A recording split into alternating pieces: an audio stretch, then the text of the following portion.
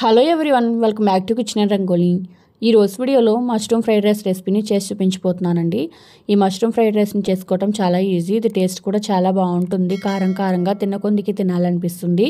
ఈ mushroom fried రైస్ని lunch బాక్స్లోకైనా లేదంటే అప్పటికప్పుడు లంచ్లోకి డిన్నర్లోకి దేంట్లోకైనా కూడా చాలా ఈజీగా చేసేసుకోవచ్చు. ఇంకా లేట్ చేయకుండా రెసిపీ ప్రాసెస్ ఏంటనేది ఇప్పుడు ఈ వీడియోలో చూసేయండి. దీనికి ముందుగా ఇక్కడ స్టవ్ వెలిగించి ఒక బాండీ పెట్టుకోండి. దాంట్లోకి 1 టీ స్పూన్ వరకు నెయ్యి వేసుకోండి. నెయ్యి కొంచెం కరిగిన తర్వాత దీంట్లో ఒక 2 టేబుల్ స్పూన్స్ వరకు ఆయిల్ వేసుకోండి. ఆయిల్ అనేది హీట్ అయిన తర్వాత దీంట్లో ఇప్పుడు ఒక 2 లవంగాలు, కొంచెం ఒక 1/2 ఇంచ్ వరకు దాల్చిన చెక్క, 2 యాలక్కాయలు, ఒక స్టార్ అనేసి వేసుకోండి.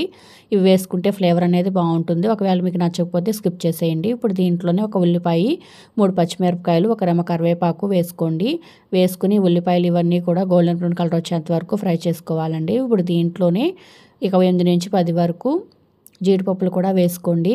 వేసుకుని ఉల్లిపాయలు, ఈ జీడిపప్పు ఇవన్నీ బాగా ఫ్రై అయ్యేంత వరకు దీని మీడియం ఫ్లేమ్లో ఒక 2-3 నిమిషాల పాటు ఫ్రై చేసుకోవాలి. ఉల్లిపాయలు అనేవి ఇలా గోల్డెన్ బ్రౌన్ కలర్లోకి వచ్చిన తర్వాత ఇప్పుడు దీంట్లో ఒక 1/2 టీ స్పూన్ వరకు అల్లం వెల్లిపాయ పేస్ట్ వేసుకోండి.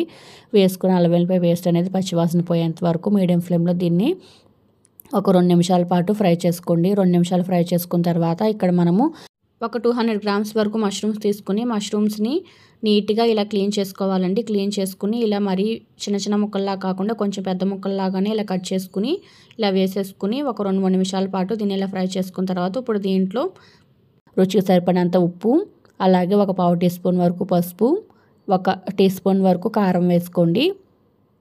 కారం వేసుకుని దీంట్లోనే కొంచెం కసూరి మేతి కూడా వేసుకోండి. కసూరి మేతి వేసుకోవటం వల్ల ఫ్లేవర్ అనేది చాలా బాగుంటుంది. వేసుకుని మొత్తం కలిసేలాగా ఒకసారి ఇలా మిక్స్ చేసుకుని ఒక 2 నిమిషాల పాటు వేయించుకున్న తర్వాత ఇప్పుడు దీంట్లో తగినన్ని వాటర్ పోసి మష్రూమ్స్ అనేవి ఉడికేంత వరకు ఉడికించుకోవాలి.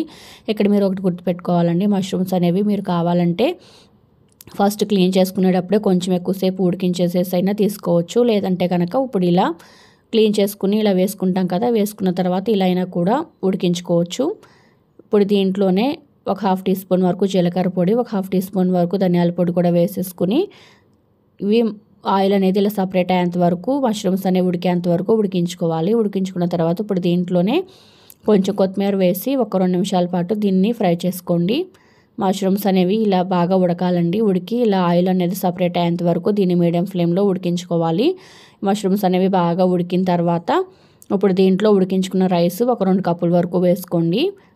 రైస్ అనేది ముందే ఇలా పొడిగా ఉడికించి ఉంచుకోవాలండి. ఒక 2 కప్పుల వరకు వేసేసుకుని దీంట్లోనే రుచికి సరిపడినంత ఉప్పు, కొంచెం గరం మసాలా వేసుకోండి ఒక 1/2 టీ స్పూన్ వరకు, అలాగే ఒక 1/2 టీ స్పూన్ వరకు పెప్పర్ పౌడర్ కూడా వేసుకోండి. వేసుకుని మొత్తం కలిసేలాగా ఒకసారి ఇలా మిక్స్ చేసుకోండి. దీంట్లో మిరియాల పొడి వేసుకోవటం వల్ల ఫ్లేవర్ అనేది చాలా బాగుంటుంది.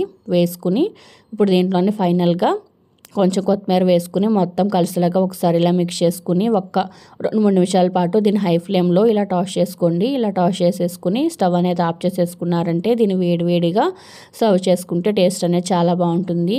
అంతేనండి, మష్రూమ్ ఫ్రైడ్ రైస్ అనేది రెడీ అయిపోయింది. దీన్ని చాలా ఈజీగా చేసేసుకోవచ్చు. టేస్ట్ కూడా చాలా బాగుంటుంది. చాలా ఫ్లేవర్ఫుల్గా ఘాటుగా చాలా బాగుంటుందండి. మీరు కూడా ఎప్పుడైనా చాలా ఈజీగా లంచ్ ప్రిపేర్ చేయాలనుకున్నప్పుడు లేదంటే లంచ్ బాక్స్లో కానీ ఎప్పుడైనా కూడా ఈ రెసిపీని చేసుకోవచ్చు. చాలా ఈజీగా అయిపోతుంది. టేస్ట్ కూడా చాలా బాగుంటుంది. మీరు కూడా ఈ రెసిపీని ట్రై చేసి మీకు ఎలా ఉందో నా కామెంట్ రూపంలో తెలియచేయండి. మీకు ఏమైనా నచ్చితే కనుక ఒక లైక్ చేయండి.